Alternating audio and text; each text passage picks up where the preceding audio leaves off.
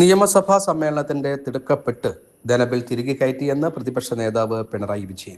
നിക്ഷിപ്ത താൽപര്യങ്ങൾക്ക് വേണ്ടി സഭാ നടപടികൾ മാറ്റം വരുത്തി. ബിൽ പാസാക്കാൻ മുഖ്യമന്ത്രി അനാവശ്യ ധൃതിയും വാശിയും കാണിച്ചു.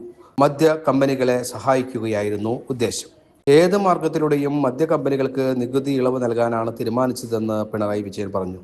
സംസ്ഥാന താൽപര്യത്തിന് അനുകൂലമായവയെ പിന്തുണയ്ക്കും, വിരുദ്ധമായവയെ എതിർക്കുമെന്നും പിണറായി വിജയൻ വ്യക്തമാക്കി. ഇതാണ് പ്രതിപക്ഷത്തിന്റെ നയം. എന്നാൽ പ്രതീക്ഷിച്ച അനുഭവമല്ല ഉണ്ടായത്. കോർപ്പറേറ്റ് മുതലാളിമാരുടെ ലാഭക്കൊതിക്ക് കുടപിടിക്കുന്ന സർക്കാരിന്റെ മുഖമാണ് കണ്ടതെന്ന് പിണറായി വിജയൻ വിമർശിച്ചു.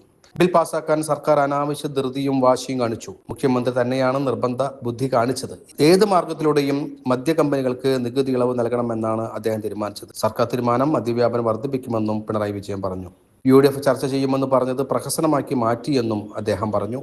സഭയിൽ നൽകിയ ഉറപ്പ് പാലിക്കാൻ തയ്യാറായില്ല. ബിൽ പാസാക്കിയിട്ട് UDF ചർച്ചയ്ക്ക് എന്ത് പ്രസക്തി? സബ്ജക്ട് കമ്മിറ്റിക്ക് വിടാതെ ധനബിൽ പാസാക്കിയത് ന്യായീകരിച്ചുകൊണ്ട് പറഞ്ഞത് വിദണ്ഡവാദങ്ങളാണ്.